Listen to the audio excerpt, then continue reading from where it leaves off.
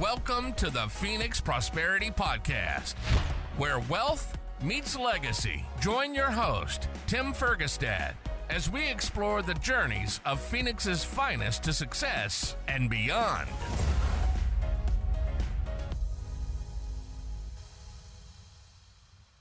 Hello, this is Tim Fergestad. Thank you for joining us. I'm very pleased to have Lindsey Corbin with me here today. Lindsey is the founder of Delegate Legal. She has over 15 years of trademark industry experience, encompassing both in-house and big law. Prior to founding Delegate Legal, she was the vice president of contracts and franchise administration at Outlier, a private equity firm based in Phoenix. Lindsey has also overseen major international trademark portfolios, developed large-scale brand protection programs, and created and implemented legal billing guidelines with matter management for in-house legal teams. I'm not sure I know what that means. Lindsey loves working with attorneys as they grow and scale their businesses and firms. Welcome to the show, Lindsey. Thank you for having me. Good to be here. Thank you. Tell me what matter management is. So basically, there's two ways to look at it. Law firms definitely have matter management because every time a potential client or actual client comes to them, they have to open a new matter so they can track it, they can bill time to it, they can invoice out. But in corporations, it can be less structured simply because when you work for an in-house legal team, you're constantly putting out fires. You don't typically have to bill your time. That's not always the case, but you don't have to manage a project start to finish the same way that you do in a law firm. So in these corporations, I will go in and set up their matter management program. So basically they say, we've got all of this work to do. We need to figure out a way to define it and put a better process in place. And so I can go in and help them set up how to name their individual matters, how to then share those matter names with their outside counsel. Because a lot of times you want to track how much a project costs. You know, corporations are very cost sensitive.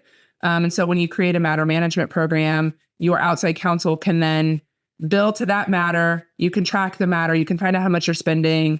And your legal team can either get it out of their budget or they can go back to a business team and get the budget from them. Okay. Thank you for clarifying that. That makes sense. Yeah. So give us a snapshot of Delegate Legal right now. Sure.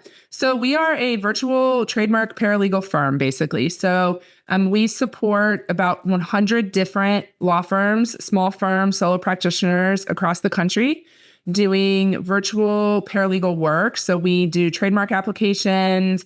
We will run search reports. All of our work is done under attorney supervision, but then we also support administrative projects on the side. So we can handle billing, we can handle getting invoices out, entering time.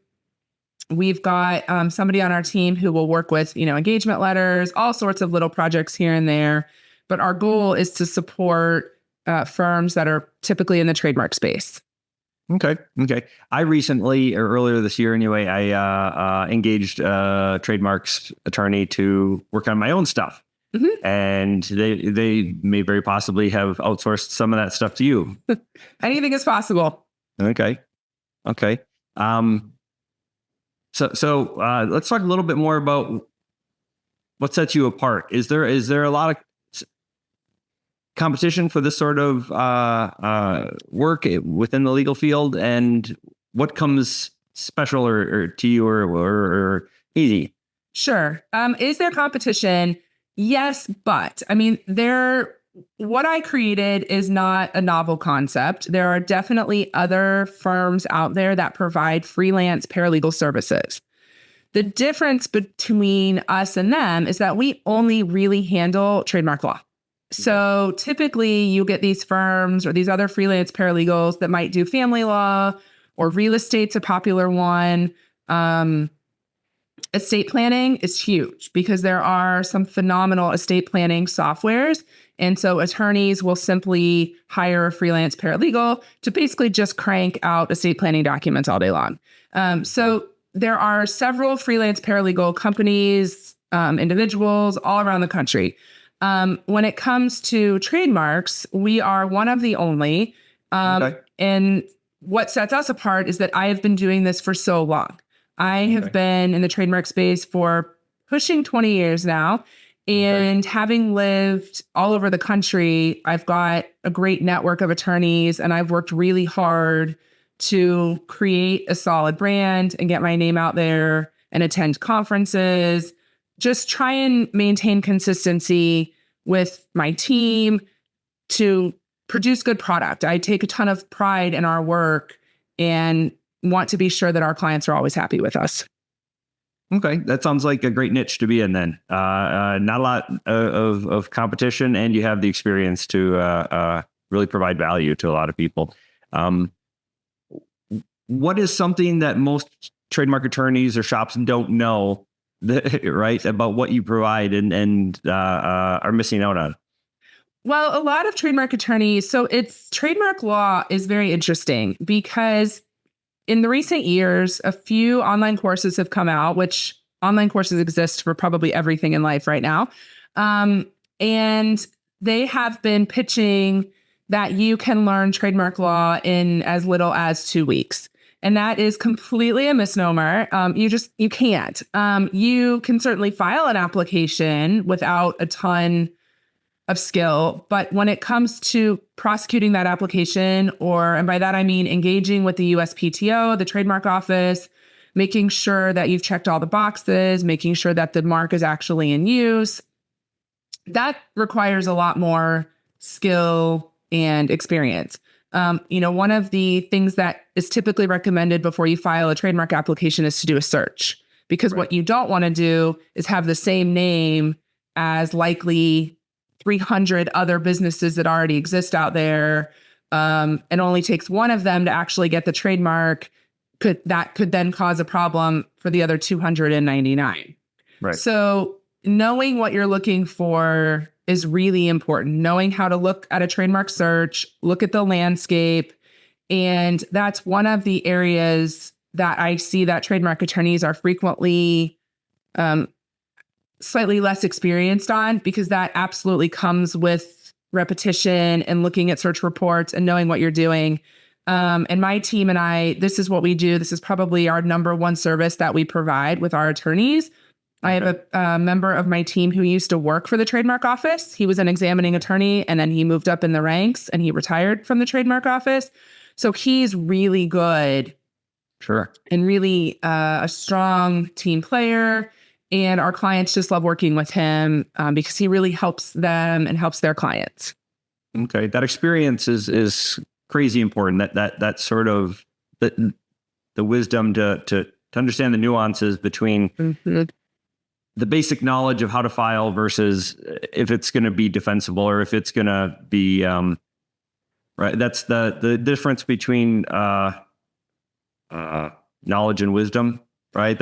You're exactly right. It's one thing to simply file the application. It's another to really understand what that means and what happens when you receive an office action from the trademark office. Okay. Right. And then the other side of that is having I guess it's the counsel or advice to people who come to you who think, oh, I want to do this, and like, you can, but can you defend it? And right. If these 299 other people exactly start using it, are you going to go after each and every one of them every time and defend it? Otherwise, it's null, right? Exactly. Right. And when I started the business, a lot of our original clients were newer trademark attorneys. And I found that to be very challenging because I frequently found myself in a position of teaching them how to be a trademark attorney. And while I like teaching, it wasn't what I intended to do. And so I've had to refine the business over the years, look at our client list, and pick and choose is probably not entirely the way to explain it, but definitely say, okay, what makes the most sense? What is a sustainable client base and what's not? And then we've worked with our attorneys on their marketing. You mentioned having a niche a little bit ago. One of the things that we always tell our attorneys is you can be a trademark attorney, but what niche do you want to provide your services to? We have a former client, and I say former, not because she doesn't do trademark work anymore, but because she took that so seriously that she now specializes in representing boutique hotels. Okay. The onesies, twosies that seem to exist a lot more internationally than they do here in the US. Obviously, here in the US, we have a ton of big franchise hotels, but internationally, it's really common to have a one unit hotel brand. And so that was the niche she got into. And then we have other attorneys who want to do trademark work and provide them to firms or clients in the cannabis space or the cosmetic space. So once then they go from being a trademark lawyer to then niching down into their specific area, then they seem to get some traction. But these are all the things that we're constantly working with them on. Okay. In the legal space in general, because a lot of attorneys try to wear all the hats, right? Is that the same case in trademark, or do those attorneys really start to focus their practice solely on trademark, or is that just one branch of many things they offer? Or does it vary? It varies, but I think it depends on the size of the firm. It is completely possible to have a standalone, very successful firm that only does trademark law. It's just not really common, because what'll happen is your small business owner wants to incorporate. So they come to you first and they say, can you help me file my LLC? Sure. And then after you do that, then they say, okay, can I get my trademark? Then can you look at this employment contract for me? So it really depends on the size of firm. In bigger firms, it is 100% the norm to just do trademark law. My best friend happens to be a very successful trademark lawyer. That is all she does. She doesn't look at anything else. She just farms it out to somebody else in her firm. So it really depends on the size of the firm and kind of what your goals are, I think, as a lawyer. Okay. Let's talk about your businesses. What's one of the biggest challenges you've had to overcome in your career? In my career, it's continuing to I think a little bit be taken seriously, right? So being a non-attorney in the legal field is certainly a challenge because, in my opinion, unlike other industries, the legal field is still incredibly hierarchical. Okay. And you're either an attorney or you're not. Right. And if you're not, there has always been this perceived glass ceiling.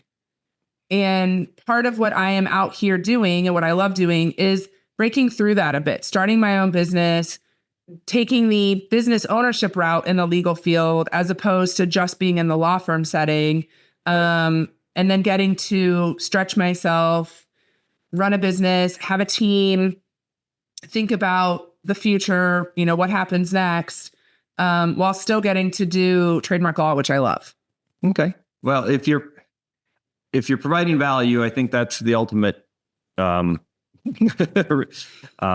breaker, right? I mean, this world is always kind of revolved around competency, and regardless of your degree or not, if you can help somebody solve a problem, you're going to be valuable, and they're gonna like you regardless of your title, right? And you're as you mentioned earlier, you're employing attorneys even. Yes. So, yeah, he doesn't operate as one with us necessarily, because then you get into malpractice insurance and all that jazz.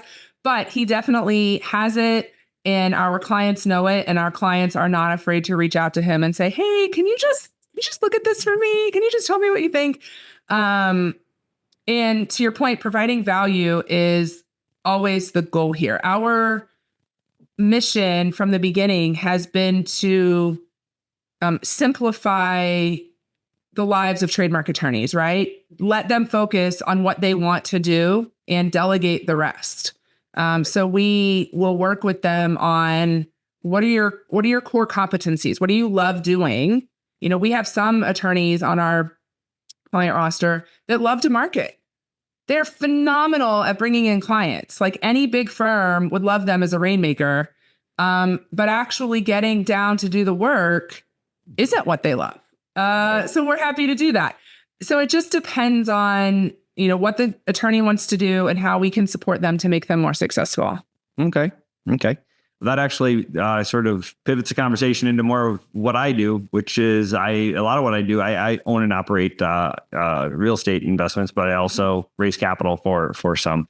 And a lot of my investors are, I do have an attorney or two, but a lot of them are physicians. About a third of them are business owners, and their time is better spent elsewhere, even though they want to do real estate stuff. So they farm it out to me.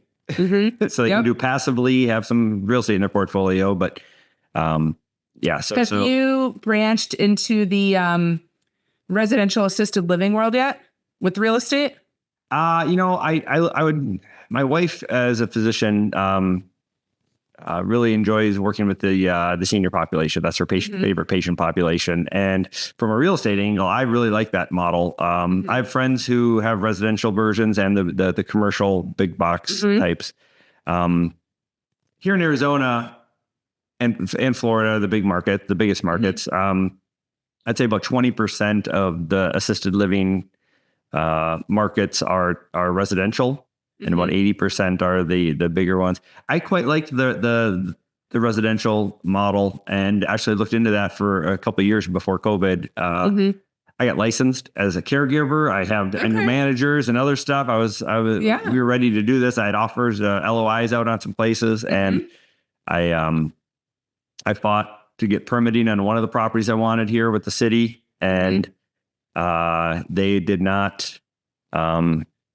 They have to offer reasonable accommodation for listeners. There's just certain rules. They don't want every house in a neighborhood to be a group home, right? So they have rules about the density and stuff, which is understandable, but it is a protected class. And so there's certain rules of how to proceed. And Phoenix does it, Scottsdale does it, has a reasonable accommodation, and Glendale said no. I had a really nice house down the road from me, and a really big, nice lot and all this. It was perfect for it, and they wouldn't entertain it. And so I lost out on that property. I really wanted to do it, and I had to drive by it for like 6 months in a row, and I kept feel your pain. So eventually I reached out to a assisted living attorney friend of mine, and she said, so I was working with an attorney here to lobby who had done this for Scottsdale, and he was like, we'll help you get your documents up, right? Because legally you have to, and they still wouldn't budge. And so I got upset enough to file a complaint with HUD. And HUD said the same thing to them, and they said, no, go pound sand, we don't care. And so HUD gave it to the Department of Justice, and then they went after them. They said, okay. Yeah. And then they did it, and then I got my legal fees reimbursed and all that stuff. So I have looked at it, but I've not. Actually, right before COVID, I decided I was too busy with my other stuff. And although I really like the space, I really like providing quality care, and it fits a need and stuff. No, I have not personally invested in that. Like I said, I have friends who own them and operate them. I have friends who invest in them. I have big ones, small ones, all sorts of stuff. Why do you ask? Well, I'm also fascinated with it. I've worked, I've done a couple of trademark filings for a brand here in Phoenix, and the name is escaping me, but it doesn't matter. Okay. And they have 2 or 3 houses here, and they're looking to franchise more. And then I was on another podcast not too long ago, and her father had started a full residential assisted living brand. And yeah, I knew Gene. Yeah. And so I just started looking into it. And the whole model is fascinating. I have a grandmother who is in assisted living back east, in a commercial big box one. And it just seems so much more homey, no pun intended, right? When they're at the home here, but we're just so well set up for it. And I love the idea as a potential investment of having some of that passive income, where I love the model. I think it's perfect. I don't think it's going anywhere. I think if it's anything, it's going to get much larger, especially in Arizona. The population is aging. That's not a secret. And I think it's so much, I don't know. I really like that it's calmer. It feels less sterile. Not that it's not, but it just feels. You mean the smaller communities? The residential, the houses where you just have the caregivers and the we spent our lives in houses. It seems weird to have to leave it when you don't feel well or you want to. Agreed. Yeah. Agreed. Yeah. One of the biggest things I liked about it was the caregiver ratio was generally much better. And resident. So I think there's better care. It's more custom. And I feel like the families, for me, what research I've done into it is the families are more financially invested. I don't know that that's entirely true, but then as an extension of being more financially invested for their loved one, they also want a better outcome. They want it to be a safer, more welcoming environment. Right. And I think, as you mentioned, it has a strong business model in terms of the demographics and stuff. The silver tsunami of baby boomers coming. But you make a great point on sort of getting some more passive income, different income streams, help you dial back your time, get your time back. What are your thoughts on other sort of your different investment thesis or philosophies for your future? So I am still admittedly new at the beginning of what I think my investment future will be. I created and I have a few courses that I've created as part of it. One of the hard learnings that I have is when you create online courses, they don't just sell themselves. And I say that a little bit tongue in cheek, but they don't. And you have to put the energy and the effort into it. So once you've created it, you have to promote it. And I've got a copyright course that I've created with an attorney to teach other attorneys about copyright law. Okay. That really is a bit of a league of its own. But, so it exists in the internet universe, but I am so, impressed / overwhelmed by the people that just have these funnels of marketing and do all these things and to get these courses sold, which then becomes passive income, sort of, but you have to have an active effort initially to make it passive income. And then I actually you have to promote it. That's all marketing for sure. It's all marketing. And until you really have somebody that can do the marketing for you, you're the one doing it. And then it's not passive because you're the active player doing all the marketing. And then I actually created a whole nother course on how to be a freelance paralegal. And I've never released it because I somewhat just chickened out. I created the whole thing. And then I went, okay, the minute I hit publish is the minute that I am completely out there. It's all this exposure, but also it's the follow-ups. It's the answering questions. It's the staying engaged. It's the managing another business potentially out of the gate. And I just stopped. I created it. It's sitting there. I really don't have to do anything except just launch it. And I just kind of hit a freeze and went, I can't do this right now. So that's kind of where I am at. I love the idea of getting into real estate. I haven't done it. I've looked at it. I have, but I'm not a handy person. I don't do projects. I wouldn't be a good property manager necessarily, but I would be happy to contribute to the fund of somebody else doing that. Right. Of course, all contracted up, everything has to be on the up and up, but that's much more interesting to me to get into something like that, where it's hey, you put in your 10 grand or 20 grand or 50 grand, whatever it is. Right. And then somebody else manages it in real estate. I also don't think that market is going anywhere. I think it'll have its ups and downs. It always has, but people will always need a roof over their head.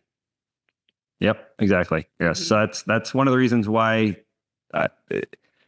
it's historically, it's not just even an opinion, just the facts are, it's just historically the strongest and best risk adjusted returns for decades, just because it is an essential need. And it's the most recession resistant, yada, yada, et cetera. I have a whole thing on all that as well, but that's why I focus on that space too. It's such a strong investment. And that's exactly what I do is I've invested passively in other people's deals. And now I didn't even know it was an option. I didn't know I thought it was only institutional owners, but you can go out and participate and passively. You don't have to swing a hammer or be a landlord. You can get all the benefits of it with just passively participating as an investor. It's literally, people joke that, ooh, I'm gonna invest in real estate passively and as a joke, but it's true. I mean, if you want to buy your own single family rental, that's not passive. I just sold our last one last week. It's not passive. It's pretty passive. It depends if you have a third party property manager running it and other stuff, but it's still it depends on your tenant. I mean, I think there's this fear, while I might be a good tenant or you might be a good tenant, and coming from the Midwest, and I know that you're also from the Midwest, so I don't know if you can relate to this as well. I feel like I inherently am too trusting of a human being to other human beings. Like I want to see the best in everyone. I trust that people are going to be good citizens. And I know that's not the case. I'm not as naive as I make that out to be. But being a property owner or a landlord, if you don't have a good tenant, you are up a creek without a paddle. Yeah. And particularly, it's even more unforgiving in single family rentals. But yes, tenant screening is really always very important. For sure. Great point. So I have a reflection question I like to ask everybody before we end the thing is what do you wish you knew sooner about building wealth or success in your career? I wish I understood what a 401k meant and how to, what it does, what you can do with it, right? So I was married. He thankfully started one. So it existed. I started one, simply put money in it. But that didn't mean anything, right? I've since learned the concept of, company matching and putting money into it and why it matters, or looking at other, diversifying a little bit if you have like a health savings account now, or, using some of these other avenues. And I feel like that is an education that comes far later in life than it should. Yeah, just financial education in general in America is lacking for sure. Yes.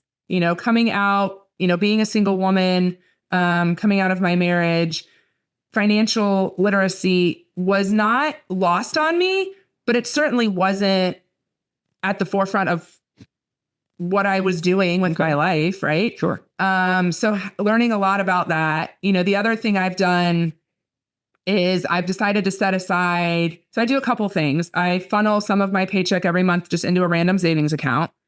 But also I decided to take like $1,000 to play the stock market. I know nothing. I'm the first person to fully admit I know nothing about it, but I only put $1,000 in it on purpose because I just wanted to see what happens. And so I've started reading some IPOs. I've started looking at other companies. For a long time, and still to this day, I own stock in AbbVie, which used to be Allergan. And I worked for Allergan, big pharma company. And so I had this stock when I worked there, kept it, and now I just keep it and I like it and I just keep watching it. And so it's not going to pay my kids' college tuition, but it's something for me to continue to do and learn. So financial literacy is so understated and misunderstood until it's far too late, I think. Okay. I have some of my favorite books listed for listeners or viewers on the Oak Street Assets website. Some of my favorite books on beginning investing and intermediate stuff and passive investing and stuff. I just recommended one to a friend last night again. The Wealthy Gardener. That's a great great one as well. But okay, Lindsey, for people who would like to connect with you or learn more about your company, what should they do? So delegate.legal is our website. I was very excited to get the .legal GTLD. So delegate.legal is our site. We're on Instagram, Facebook, LinkedIn, of course, is one. If you go to LinkedIn, you can see not only about Delegate, but you can also read about my family and the work that we're doing with our foundation. And so happy to connect and, meet with any trademark attorneys here in the Phoenix market or across the country. This is something that trademark law happens to be federal, thankfully. So we support firms all over the country and look forward to hearing from them. Okay, excellent. I forgot to ask about that. Can you share a little bit real quickly about the foundation? Yep. So our foundation is called I Got This Foundation, and we provide golf instruction and playing opportunities to individuals with intellectual disabilities. So we mostly geared towards adults, though we definitely work with older kids to teach them golf. We have golf clinics. We have a golf academy. We put on the I Got This Golf Championship. So we have about 20 individuals with intellectual disabilities all traveling here to Toka Stick Golf Resort in February to play in a tournament. And we really love this community. And my sister, of course, is the face of it, Amy Bacher-Steady. And we love doing what we're doing and bringing golf to this population. Okay, very cool. Excellent. It's not my specialty in neuroscience, but I do know that not just physical activity, but motor coordination can be incredibly beneficial for mental function for everyone in general. Yes.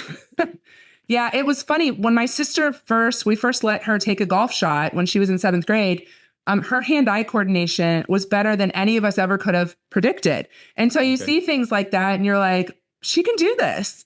And so then my parents cultivated a love of golf and lessons and all the things. And now our family plays. And it's been really amazing to bring this to that community. Excellent. Very cool. Thank you for sharing that. And if people want to learn more about that, what should they do? That is the website for that one is igotthis.foundation. Okay. Again, GTLDs. We love them. Awesome. All right. Well, thank you everybody for listening or watching. Thank you very much, Lindsey Corbin, for joining me today. We appreciate you sharing your story, insights into success, trademark law, and impact in Phoenix. Yes. Thank you. Thank you. Inspired by our guests? Visit PhoenixProsperityPodcast.com/guest and join us on the show and share your success story with Tim. The spotlight awaits.